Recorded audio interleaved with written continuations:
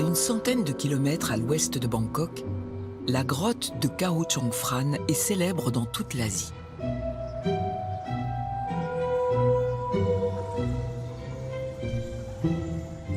Depuis des siècles, c'est un sanctuaire pour les religieux. Et depuis peu, un site surveillé par les scientifiques qui étudient la plus étrange créature qui soit.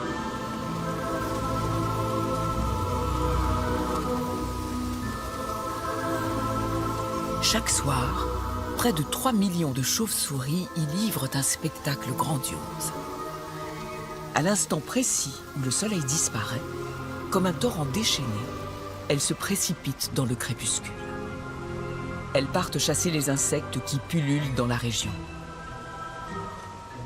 La vie nocturne des chauves-souris reste encore largement méconnue. Mais les scientifiques sont de plus en plus nombreux à se passionner pour cet animal pas comme les autres. Elles sont de loin l'animal le plus fascinant.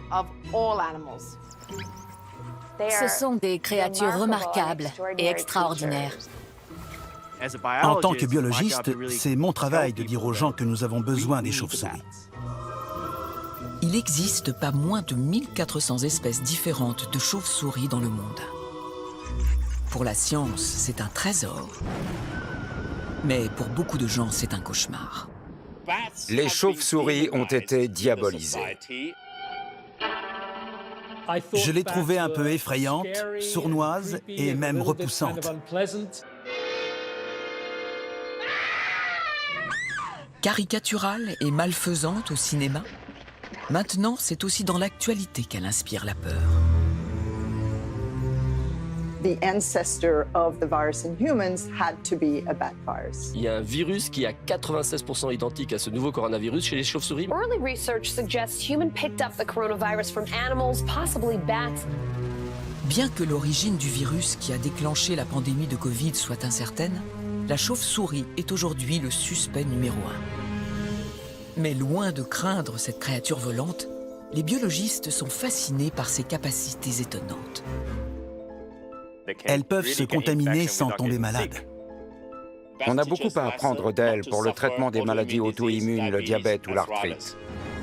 Chez les chauves-souris, un individu qui a 2 ans ou qui a 15 ou 20 ans, vous voyez pas la différence. Pour leur taille, ces animaux ont une longévité hors norme. Les chauves-souris cachent en elles des remèdes, de nouveaux traitements. La science commence à décrypter leurs étranges pouvoirs. Se pourrait-il que cette créature si décriée détienne de précieux secrets pour notre propre santé? Plutôt qu'une ennemie, la chauve-souris pourrait-elle au contraire être une alliée?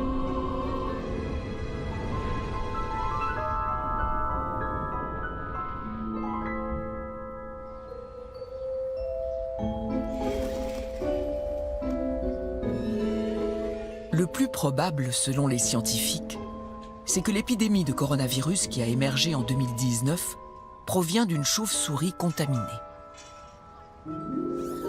Supaporn Wachapulasadi est une virologue renommée en Thaïlande. Elle traque les virus de la faune sauvage depuis des années. Aujourd'hui, son équipe vient faire des tests sur la colonie géante de Khao Chong Phrang.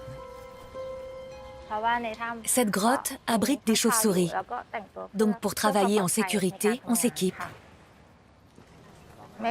Ça ne veut pas dire qu'il y a forcément des virus mortels à l'intérieur, mais prendre des précautions réduit les risques. Une fois équipés, les scientifiques descendent dans la grotte. Sous le regard impassible des Bouddhas dorés, l'équipe installe un filet dans la grande salle que les religieux partagent avec ses locataires naturels. Nous menons des recherches ici depuis plus de 10 ans. Aujourd'hui, nous sommes là pour des raisons sanitaires. Nous voulons savoir si le coronavirus est présent, ce qui pourrait être dangereux pour les habitants de la région. Une deuxième équipe est postée à la sortie pour les attraper au vol, comme on capture les papillons. Ce soir, une soixantaine de chauves-souris seront privées de virées nocturnes.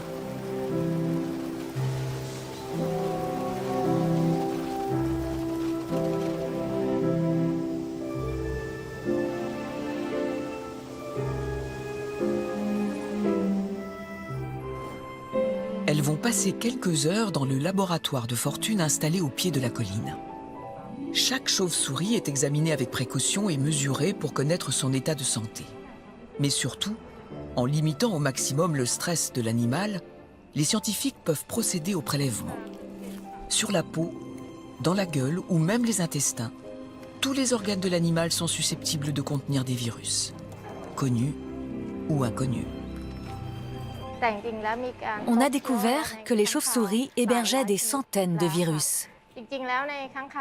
Et une soixantaine de ces virus sont potentiellement transmissibles à l'homme. Outre la rage qu'elles peuvent transmettre, les chauves-souris sont en effet soupçonnées d'être à l'origine de l'émergence de multiples virus à travers le monde.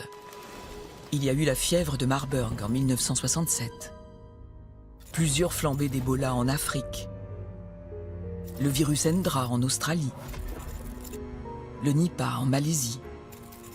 Puis, il y a eu la série des coronavirus, avec le SARS chinois, le MERS venu de la péninsule arabique, et enfin l'épidémie de Covid-19 devenue mondiale en quelques mois. Et certains scientifiques considèrent que de nouvelles épidémies auront lieu, car l'homme empiète toujours plus sur l'habitat naturel des chauves-souris. Soupaporn espère découvrir pourquoi les virus circulent si bien dans les colonies de chauves-souris et dans quelles circonstances ils contaminent d'autres espèces animales susceptibles de les transmettre à l'homme. Mais surtout, elle veut comprendre comment cet animal porteur de tant de virus dangereux survit aux infections. D'après mes propres recherches et celles de scientifiques du monde entier, les chauves-souris contaminées n'ont pas de symptômes. Les virus qu'elles hébergent ne les rendent pas malades.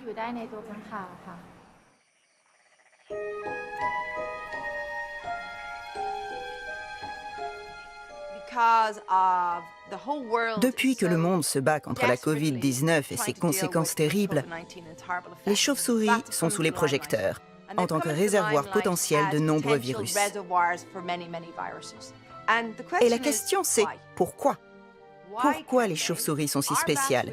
Y a-t-il quelque chose d'unique dans leur anatomie, leur physiologie, leurs gènes, qui leur permet de supporter ces virus ? Quelle est l'explication ?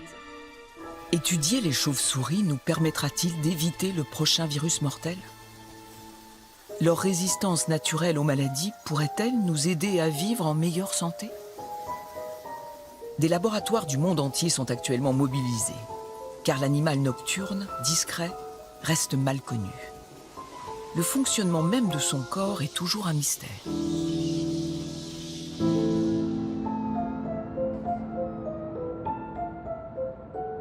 La plupart des habitants de New York l'ignorent sûrement, mais l'université de Stony Brook héberge une banque biologique unique au monde. Elle est exclusivement constituée d'organes et de tissus de chauves-souris. Un véritable trésor entre les mains d'une scientifique comme Liliana Davalos.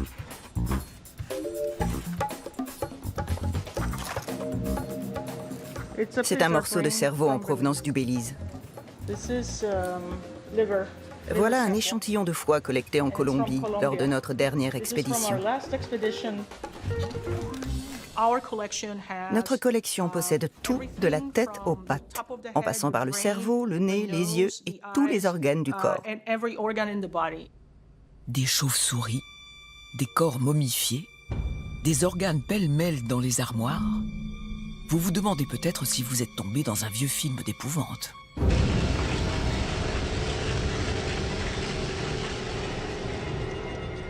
Contrairement à vous, que les chauves-souris répugnent ou même effraient peut-être, Liliana, elle, est une grande fan de ces petites bêtes. What have we got here? Oh, this is so amazing. C'est fascinant.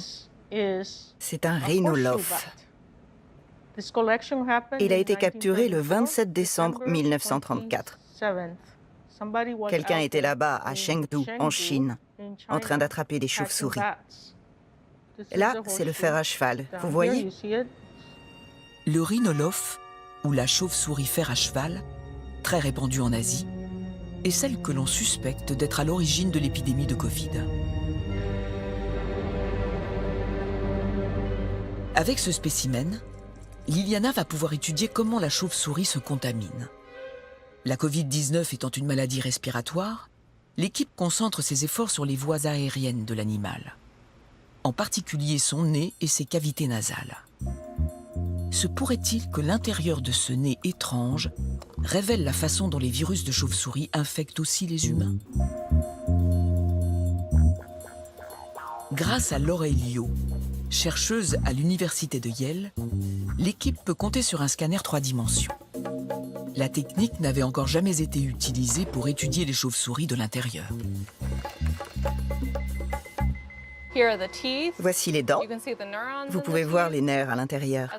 Si on se déplace, on peut voir la langue. Et là, la cavité nasale. Et ce sont les cavités nasales de la chauve-souris fer à cheval qui ont immédiatement retenu l'attention de Liliana et Angélique Cortal. Experte en biologie humaine, Angélique a étudié les voies respiratoires des victimes de la Covid quand la pandémie était au plus haut. La chauve-souris présente des ressemblances avec l'homme. Vous voyez ici qu'elle a la même structure nasale.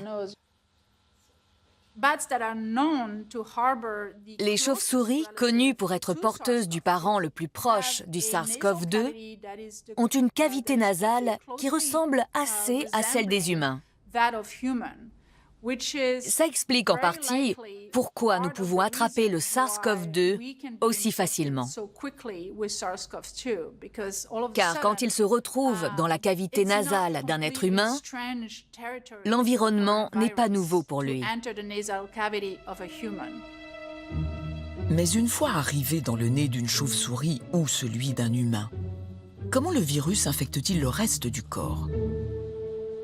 Liliana et Angélique focalisent leurs recherches sur les cellules qui tapissent la cavité nasale. Vous voyez les zones plus claires ici? Ce ne sont pas des trous, ce sont des cellules, qu'on appelle les cellules caliciformes. Ce sont elles qui produisent le mucus. Elles forment une barrière contre les agents pathogènes, allergènes et tout corps étranger qui entre dans le nez. Le mucus permet d'expulser les coronavirus. Mais certains franchissent quand même l'obstacle et vont utiliser les cellules caliciformes pour entrer dans le corps. Car celles-ci, plus que d'autres cellules, sont couvertes d'un récepteur reconnu par les virus. Comme un système clé-serrure, ils s'arriment à la membrane, ouvrent un passage et font entrer leur matériel génétique. La cellule se met alors à fabriquer des virus par centaines qui peuvent se propager dans le reste de l'organisme. Que ce soit chez l'homme ou la chauve-souris, le virus utilise la même porte d'entrée, les cellules caliciformes. Mais alors, comment se fait-il que les humains tombent si malades alors que les chauves-souris semblent ne pas être affectées? On observe que les charges virales sont assez faibles, ce qui signifie que les chauves-souris se contaminent. Mais chez elles, les conséquences ne sont pas les mêmes que chez les humains. Et on ne sait pas encore vraiment pourquoi. D'une manière ou d'une autre, le virus pénètre dans le nez des chauves-souris comme il le fait chez l'homme. Mais la ressemblance s'arrête là. Chez les chauves-souris infectées, la quantité de virus reste toujours très faible. La question est donc la suivante. Comment la chauve-souris contrôle-t-elle le virus une fois que celui-ci est entré ?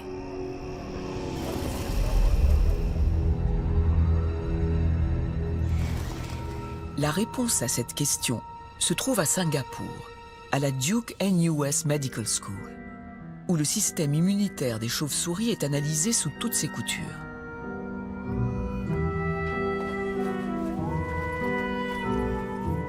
Lin-Fa Wang, surnommé Batman par ses collègues, pense avoir trouvé le secret de la super-immunité des chauves-souris.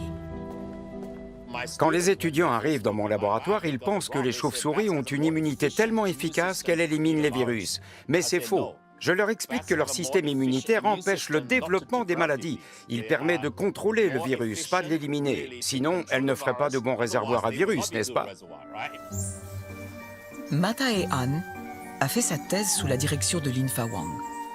Quand il a rejoint l'équipe en 2014, le laboratoire n'avait pas de chauves-souris vivantes à étudier. Avant, on devait aller jusqu'en Australie pour collecter des échantillons. Maintenant, nous avons une colonie de chauves-souris à domicile dans le laboratoire. Cela nous permet d'avoir des échantillons frais plus facilement et d'étudier les chauves-souris de très près.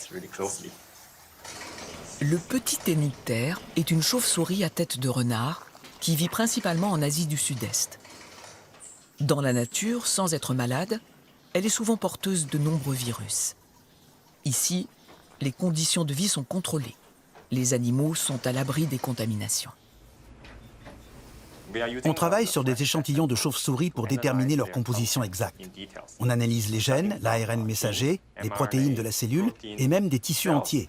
Tous ces composants mis ensemble sont importants pour étudier les chauves-souris et leur système immunitaire.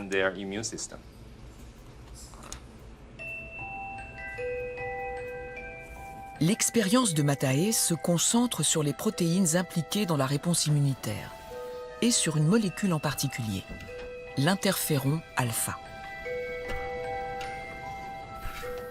Pour faire simple, l'interféron alpha est une molécule d'alerte qui signale qu'il y a des intrus dans l'organisme. Elle informe les cellules environnantes qu'une infection est en cours. Concrètement, quand une cellule détecte un virus, elle sécrète des molécules d'interféron pour activer les soldats de l'immunité. Attirée par le signal, la troupe débarque, élimine l'intrus et fait disparaître les cellules déjà infectées.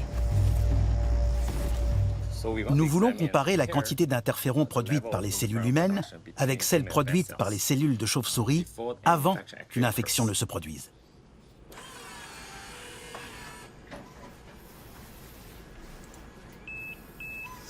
Regardez ces courbes. Celle-ci correspond à l'échantillon humain. C'est plat, ça veut dire que l'interféron alpha est quasi indétectable. En revanche, dans l'échantillon de chauve-souris, on détecte beaucoup d'interférons, même si aucune infection n'est en cours. En d'autres termes, les chauves-souris ont adopté une stratégie de défense proactive face au virus. Grâce à ces interférons en état de veille permanent, au moment de l'intrusion, la défense est déjà opérationnelle. Chez l'homme, celle-ci est plus lente à mobiliser. Il faut d'abord fabriquer l'interféron. Pendant ce temps, le virus se multiplie et se propage. Le risque que la maladie se développe est donc bien plus important que chez la chauve-souris, où le virus reste sous contrôle. Chez les humains, le système immunitaire est comme éteint la plupart du temps. Il ne s'active que quand un ennemi se présente. Les défenses des chauves-souris sont toujours en alerte contre les virus. C'est un avantage pour elles, mais aussi pour le virus lui-même, quand il s'agit d'infecter un être humain. Une hypothèse est que pour les virus, passer de l'organisme de la chauve-souris, dont les défenses sont toujours actives, à celui de l'homme est un jeu d'enfant. Ils n'ont qu'à entrer pour faire des ravages. Un virus qui a survécu au système immunitaire des chauves-souris deviendrait un ennemi redoutable pour une espèce moins bien défendue, comme nous, les humains. Mais pour quelles raisons les chauves-souris ont-elles développé une immunité aussi performante?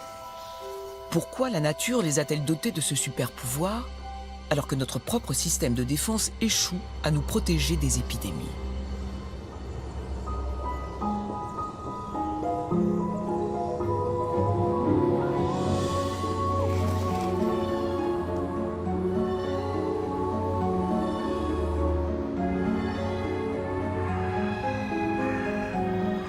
C'est une question qu'Emma Teeling étudie depuis des années. Zoologiste et généticienne à l'université de Dublin, elle profite des derniers jours de l'automne pour rendre visite aux chauves-souris du parc Sainte-Anne avant qu'elles n'entament leur hibernation.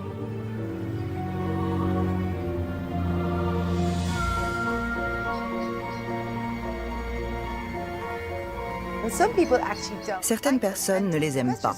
Pourquoi? En tant que primates, nous percevons le monde surtout avec nos yeux. La nuit, nous avons peur, nous ne pouvons pas les voir. Les gens imaginent qu'elles vont se prendre dans leurs cheveux, mais c'est faux. En revanche, en virevoltant, elles dévorent les insectes qui pourraient vous piquer.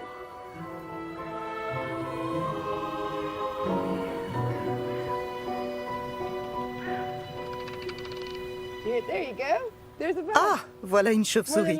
C'est très probablement une... Oh, quelle beauté! C'est probablement une pipistrelle soprano, car sa fréquence est d'environ 45 kHz. Vous la voyez passer? Ce détecteur capte les sons émis par la chauve-souris. La chauve-souris lance des cris et écoute l'écho qu'ils produisent en retour pour s'orienter dans l'obscurité. J'ai une lampe frontale sur moi. Il fait nuit, on ne voit rien. Mais les chauves-souris sont réveillées. Elles sillonnent le coin et se nourrissent d'insectes. Elles vont sûrement voler le long de ce ruisseau ici. Vous entendez?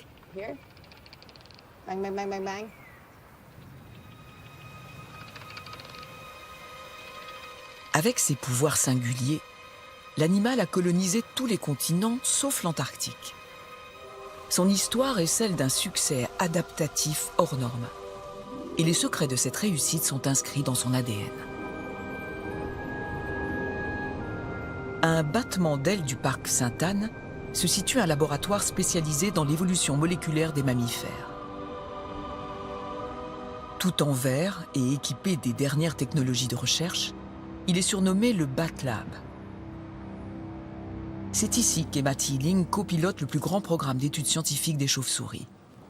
Le projet Bat1K a fédéré des centaines de scientifiques du monde entier pour séquencer le génome des 1400 espèces de chauves-souris. On voulait séquencer entièrement l'ADN contenu dans les cellules d'une espèce. Et on voulait la même qualité de séquence que celle dont on dispose pour le génome humain ou celui des souris. Notre objectif étant d'analyser l'évolution des chauves-souris pour comprendre ce qui leur permet d'héberger des coronavirus sans en mourir.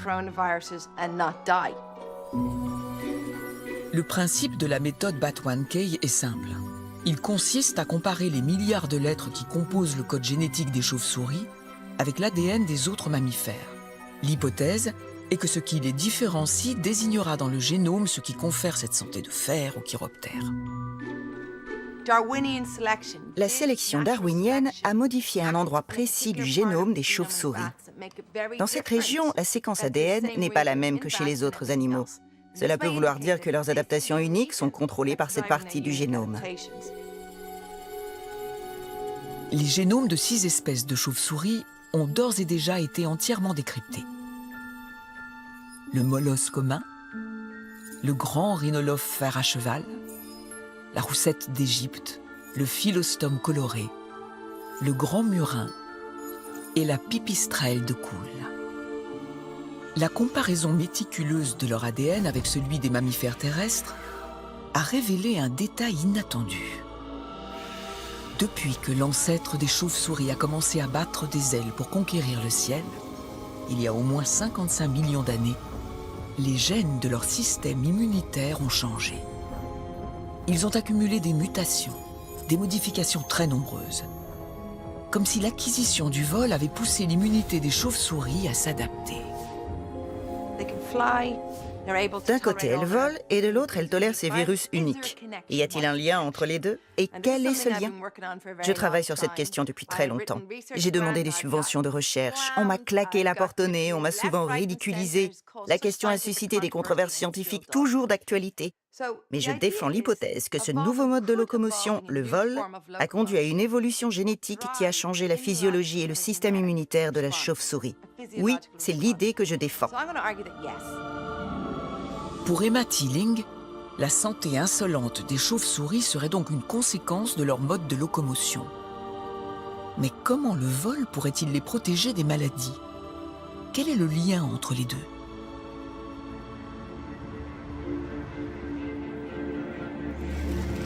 Pour y voir clair, il faut d'abord prendre de la hauteur, prendre la mesure de ces prouesses aériennes. En effet, les chauves-souris sont les seuls mammifères à avoir développé le vol battu. Chaque année, dans la grotte de Frio, au Texas, une nouvelle génération de chauves-souris va prendre son envol pour la toute première fois. Des millions de molosses du Brésil migrent ici au printemps. C'est l'occasion idéale pour le professeur Gary McCracken d'observer les animaux en action.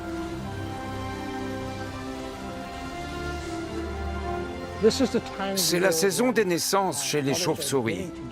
Alors, on ne peut pas aller trop loin dans la grotte avec une lampe torche ou une caméra. Ça les perturberait trop à cette période de l'année. On veut éviter ça.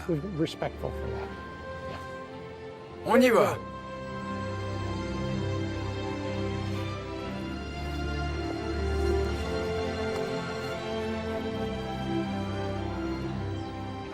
Je me souviens très bien de la première fois où je suis entré dans une grotte remplie de molosses du Brésil. J'ai eu l'impression de marcher sur la Lune. C'est vrai, avec toute cette poussière sur les roches. Quand vous marchez, vous laissez des empreintes immédiatement remodelées par les scarabées. L'atmosphère est lourde à cause du mélange de carbone, d'azote, de méthane et d'ammoniac. On se croirait vraiment sur une autre planète.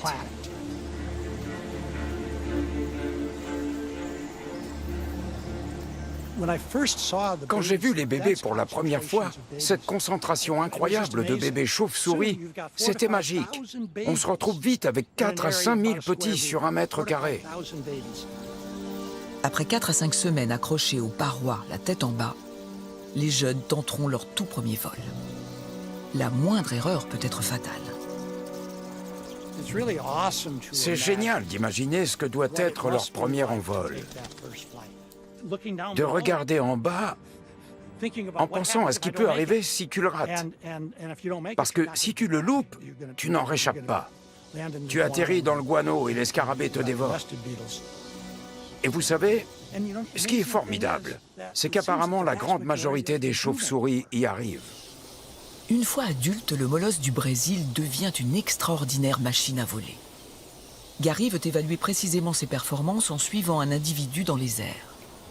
Pour mener à bien cette expérience, Jared Holmes, un biologiste qui connaît parfaitement la colonie, va lui donner un coup de main. Hier, elles ont commencé à sortir aux alentours de 7h30. Très bien, donc on se tiendra prêt pour 7h30. OK. L'avion sera prêt pour le décollage. Et je te dis, quand on décolle, et toi, tu prépares la chauve-souris et tu lui colles la radio. Entendu. D'accord.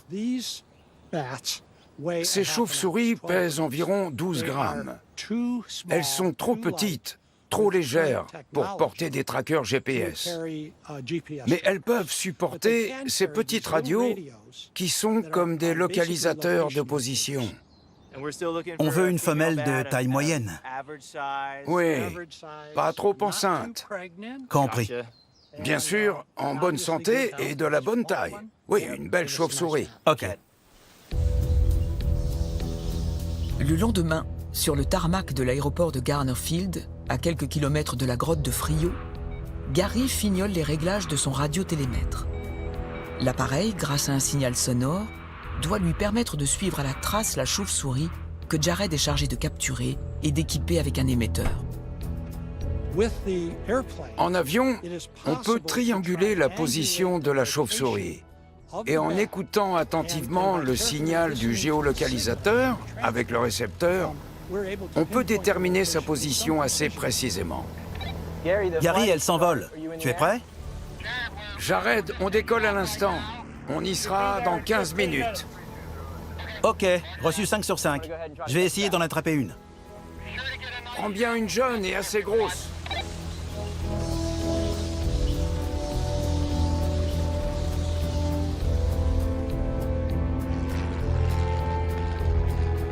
J'en ai 2 dans mon filet. L'une d'elles a l'air bien. Je vais l'équiper et la relâcher. Bien. Ça marche comme sur des roulettes.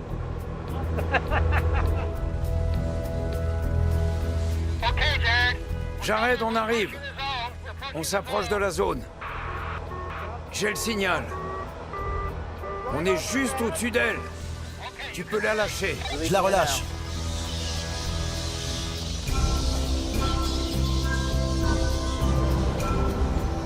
Gary, je vois l'avion. J'espère que la chauve-souris va vers toi. OK. OK. Je l'ai. Quand la chauve-souris se situe juste à la verticale de l'appareil, le signal radio s'amplifie. Et la traque commence. Dès que la chauve-souris s'éloigne, le signal faiblit. À l'oreille, Gary guide le pilote pour rester sur la piste de l'animal. Tu peux accélérer un peu? On la perd. Encore un peu, un peu. On est juste au-dessus, on l'a. L'avion va rester au contact de la chauve-souris pendant 3 heures, tandis qu'elle sillonne la région en chassant des insectes. Maintenant, elle se dirige vers le nord. Elle retourne vers la grotte. Je pense qu'elle rentre à la maison. C'est impressionnant. Quand la radiotélémétrie a été utilisée pour la première fois il y a quelques années, elle a permis aux scientifiques de suivre plusieurs molosses du Brésil en plein vol, avec des résultats stupéfiants. On savait que les chauves-souris parcouraient de longues distances. On savait que cette espèce volait vite. Mais on ne s'attendait pas à un tel exploit. On pense avoir suivi une chauve-souris qui volait à 160 km/h. L'analyse des données a confirmé les premières observations faites sur le terrain. Le molosse du Brésil fait des pointes de vitesse à 160 km/h. C'est le vol horizontal le plus rapide jamais enregistré pour un animal. Les chauves-souris s'avèrent donc être des créatures volantes particulièrement performantes. Mais en quoi cela les aide-t-elle à résister aux maladies?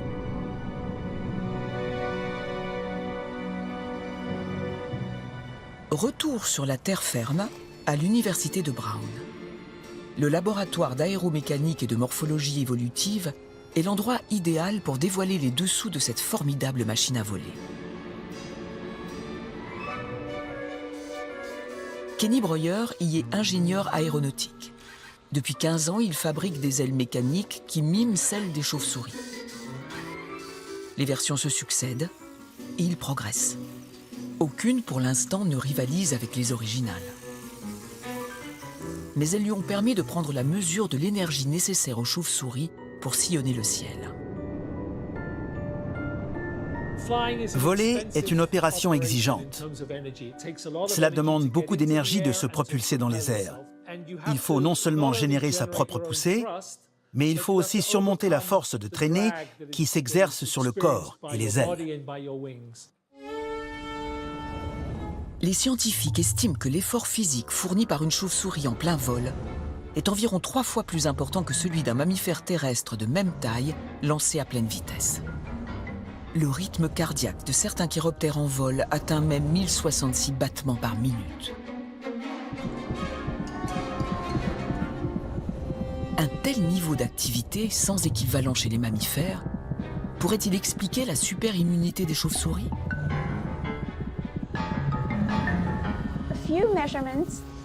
Quelques évaluations préalables laissaient entendre que la température des chauves-souris était anormalement élevée.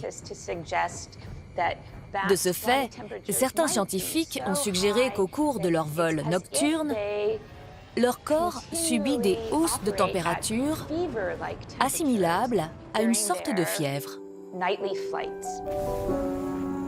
Or, la fièvre, c'est bien connu, est un moyen de combattre les infections. La température freine la réplication des virus et augmente la capacité des soldats de l'immunité à dévorer les intrus. Un corps fiévreux devient donc un endroit hostile pour un virus. Et si l'énergie dépensée pendant leur sortie nocturne faisait grimper la température de leur corps au point de les protéger contre les virus? Pour en être sûr, les scientifiques ont voulu répliquer les mesures effectuées sur le terrain dans des conditions de laboratoire. C'est là qu'intervient la roussette d'Égypte. Avec ses 60 cm d'envergure, c'est une remarquable machine à voler.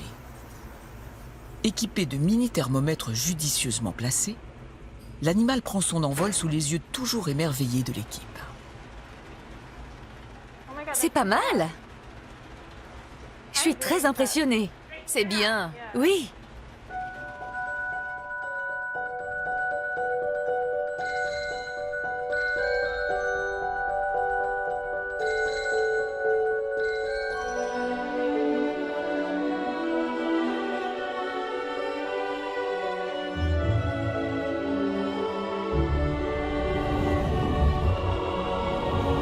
L'expérience est réalisée sur 4 chauves-souris différentes. Et le résultat est systématiquement le même. Voici les températures enregistrées sur 3 muscles le long de l'aile. Le rouge, c'est un muscle rattaché au buste, le muscle pectoral, très important pour voler. Ensuite, nous avons le biceps, puis le muscle à l'avant-bras de la chauve-souris. Donc on est au plus près du buste, et la courbe bleue correspond au muscle qui en est le plus éloigné. Tout au long de l'expérience, les muscles rouges et verts restent assez proches de la température du corps avant l'envol. Mais au fil de l'expérience, le muscle bleu, celui de l'avant-bras qui est un peu plus loin du corps, refroidit beaucoup et reste froid. Pendant leur vol, la chaleur est dissipée simplement par le mouvement des ailes. Même si elles génèrent beaucoup de chaleur, les chauves-souris s'en débarrassent facilement et la température de leur corps reste tout à fait normale.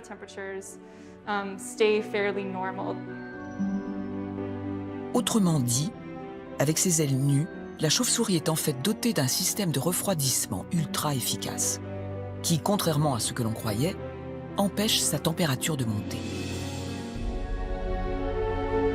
Impossible, dès lors, d'invoquer une fièvre induite par son métabolisme pour expliquer sa résistance au virus. Mais de nombreux scientifiques restent convaincus que le vol a façonné ses défenses immunitaires.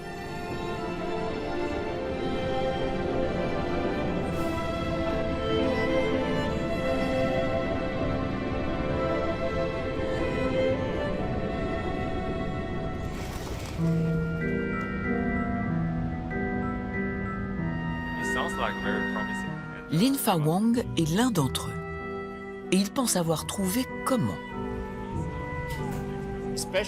Quand les toutes premières espèces de chauves-souris ont acquis la capacité de voler, leur plus grand défi a été de faire face à un métabolisme élevé. En effet, le métabolisme imposé par le vol est censé entraîner de l'inflammation. Car on le sait, les muscles très sollicités accumulent des substances toxiques et inflammatoires.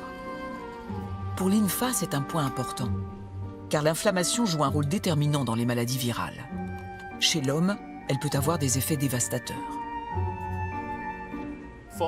Chez les autres mammifères, y compris chez les humains, il arrive que la réponse immunitaire s'emballe.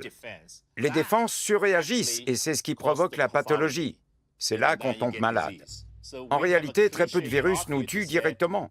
Le plus souvent, nous nous tuons nous-mêmes.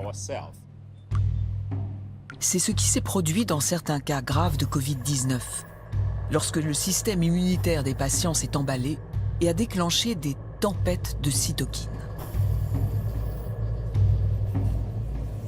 Les cytokines sont les molécules fabriquées par l'organisme pour réguler la réponse immunitaire face à une agression. Mais parfois, le système s'emballe. Les cytokines sont sécrétées en trop grande quantité. L'orage se déclenche. Les soldats de l'immunité s'attaquent à tout ce qui les entoure, y compris les organes comme les poumons, le cœur et même le cerveau. Mais ces symptômes n'ont jamais été observés chez les chauves-souris. Aurait-elle trouvé le moyen de toujours garder les phénomènes inflammatoires sous contrôle, qu'ils soient induits par une infection ou une activité métabolique extrême? Pour le découvrir, l'équipe de Lin Fa Wang mélange des cellules immunitaires de chauves-souris avec des molécules toxiques qui, chez l'homme, déclencheraient une inflammation. On a isolé les cellules immunitaires et on les a exposées aux substances toxiques produites par le corps lorsque le métabolisme est élevé. Chez la plupart des animaux, comme chez l'homme, ces toxines déclenchent la production d'une protéine appelée NLRP3 qui accélère la réponse immunitaire et l'inflammation. Ce microscope un peu particulier est capable de révéler la présence de cette protéine sous la forme d'un point rouge. On est en train de comparer la réaction inflammatoire chez les humains et chez les chauves-souris. Le point rouge dans les cellules humaines indique que la protéine est fabriquée, ce qui signifie que la réponse immunitaire est lancée. Mais du côté des chauves-souris, pas de point rouge. Il n'y a pas de protéine et donc pas d'activation de la réponse immunitaire. Les cellules semblent tolérer l'attaque des toxines sans déclencher d'inflammation. La chauve-souris tempère donc naturellement la protéine NLRP3, de sorte que l'inflammation liée au stress et induite par le virus reste toujours sous contrôle. Pour réussir à voler, les chauves-souris ont dû modérer leur réaction aux toxines produites par le vol afin de prévenir l'inflammation. Lin Fa Wang pense que c'est cette même alchimie subtile qui évite aux chauves-souris de surréagir au virus. On pense que si les chauves-souris sont de bons réservoirs à virus, c'est à cause de leur adaptation au vol, qui a créé un système immunitaire différent. Évidemment, cela ne s'est pas mis en place pour héberger les virus, mais pour répondre aux contraintes du vol. À mon sens, cette aptitude à héberger des virus est une conséquence indirecte du vol. Pour l'équipe de Singapour, cette adaptation unique n'est pas seulement une curiosité évolutive. Elle pourrait aussi paver la route à de nouveaux remèdes pour toutes sortes de maladies humaines qui impliquent l'inflammation. Pour la Covid-19 et dans beaucoup de maladies chroniques liées à l'âge comme Alzheimer, les maladies coronariennes, les AVC ou le diabète, dans toutes ces maladies, l'inflammation est excessive. C'est ce qui cause les problèmes.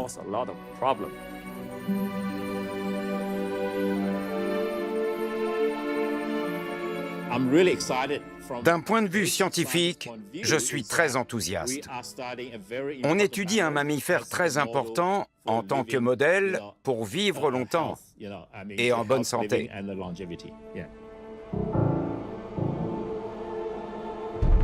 Voilà tout le paradoxe de la chauve-souris. Soupçonnée d'être à l'origine d'une pandémie, elle est aussi celle qui inspire la recherche de nouveaux traitements. Contre les maladies, mais pas seulement. Car cette mal-aimée pourrait bien aussi nous révéler l'art de vieillir en bonne santé.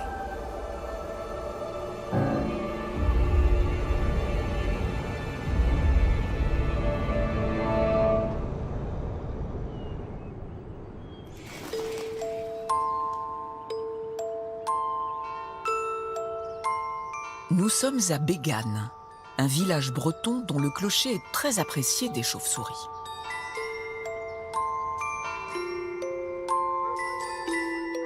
Dans les combles, chaque été, des dizaines de femelles viennent mettre au monde une nouvelle génération de grands murins. Une espèce dont la longévité exceptionnelle fascine les scientifiques, comme Éric Petit. Mais ce n'est qu'à la nuit tombée qu'il peut espérer les voir. Les grands murins, parfois, il faut être patient, c'est pas ceux qui sortent le plus tôt. Donc on passe des longues heures à les attendre parfois. Là, on est devant la sortie des adultes. Donc là, c'est une colonie où il y avait cette année jusqu'à 90 adultes. On entend quelques bruits là. Je pense qu'ils sont juste derrière la gouttière. Difficile de les apercevoir quand elles se jettent furtivement dans le vide derrière la gouttière. Mais quand il fait nuit noire, les caméras thermiques révèlent un ballet nocturne intense autour de l'église.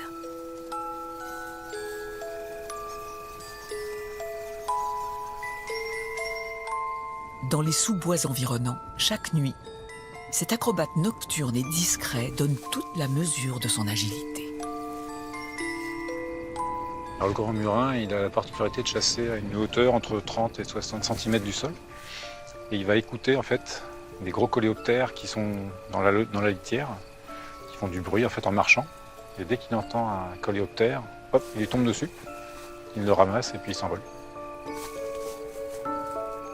Ce n'est pas pour sa virtuosité en vol que le grand murin focalise aujourd'hui l'attention des scientifiques, mais pour sa longévité extraordinaire, qui semble défier les lois de la nature. Il y a une règle assez générale en biologie. Les animaux les plus petits vivent le moins longtemps, et les animaux les plus grands vivent le plus longtemps. Donc les souris vivent maximum quelques années, et puis les éléphants vont vivre plusieurs dizaines d'années. Le grand murin le plus vieux connu, il a 32 ans, et pour des espèces qui sont si petites là, d'avoir un individu qui a 32 ans, effectivement, c'est assez incroyable. Le record absolu de longévité est détenu par le murin de Brandt, un cousin du grand murin, qui pèse moins de 7 grammes. Un spécimen a été recapturé 41 ans après avoir été bagué. Une existence bien au-delà de ce que prédit la théorie.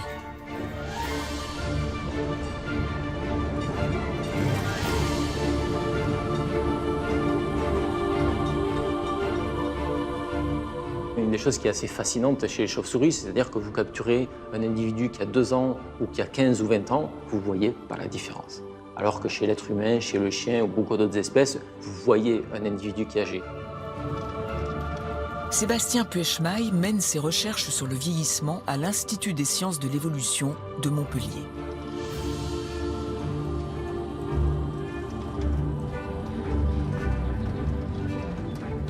Alors, quand on étudie le vieillissement, une des premières choses que l'on regarde, en fait, c'est la partie centrale de cette cellule que je vous ai représentée ici, c'est le noyau.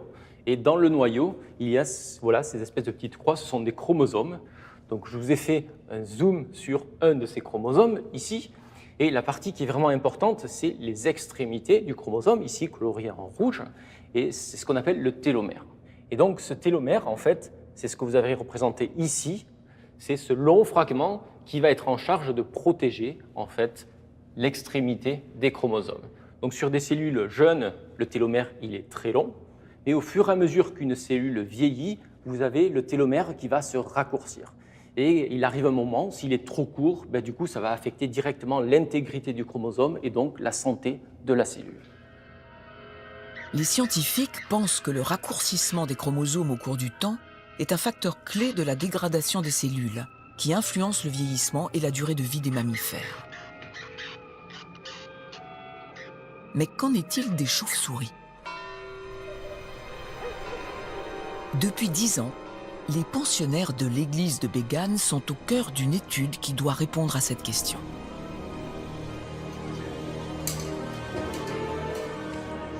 Chaque été, Sébastien Puechmaï retrouve ici Emma Thiling et son équipe pour collecter des échantillons qui permettront de suivre individuellement le vieillissement des animaux.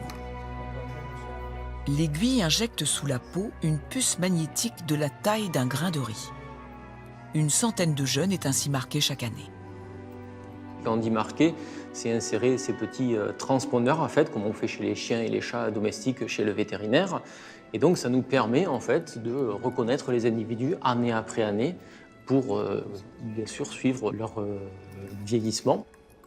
Cette année, les tout premiers individus marqués ont atteint l'âge de 10 ans.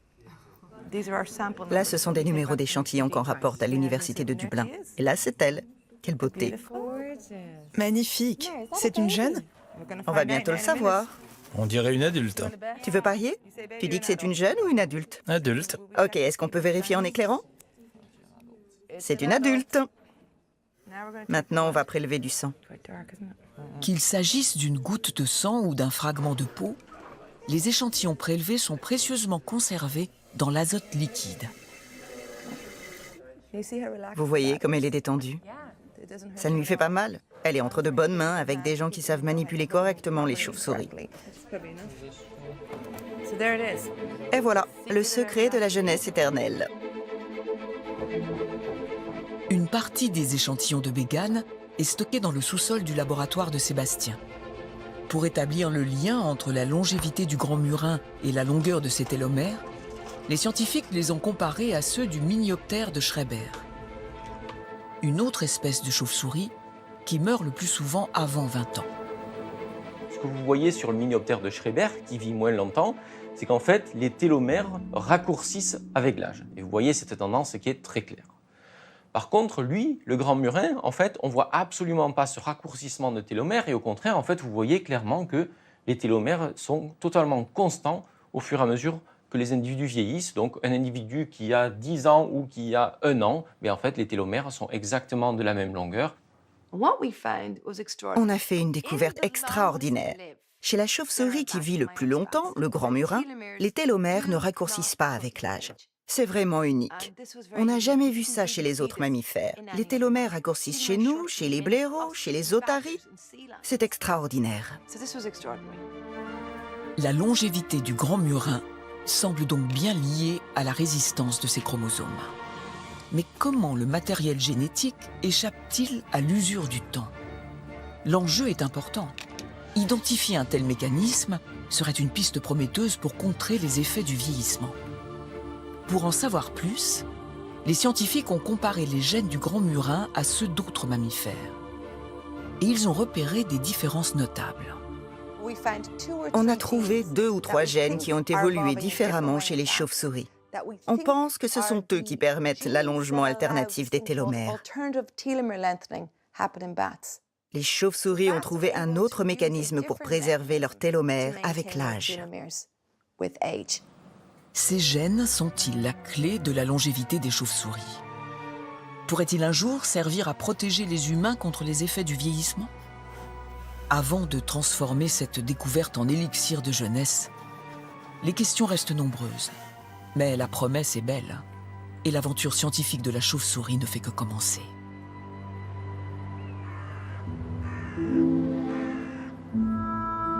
Grâce à l'écholocation, elle bénéficie d'un sens supplémentaire. Sa vitesse de vol est inégalée dans le monde animal.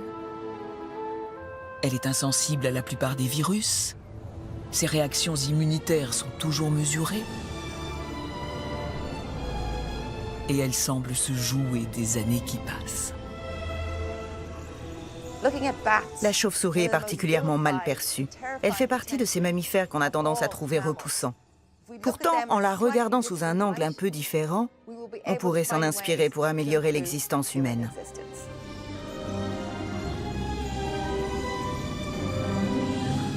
Alors, dans l'obscurité des grottes ou aux dernières lueurs du jour, regardons la chauve-souris telle qu'elle est. Juste une merveille de la nature. La preuve éclatante de l'incroyable créativité du monde vivant.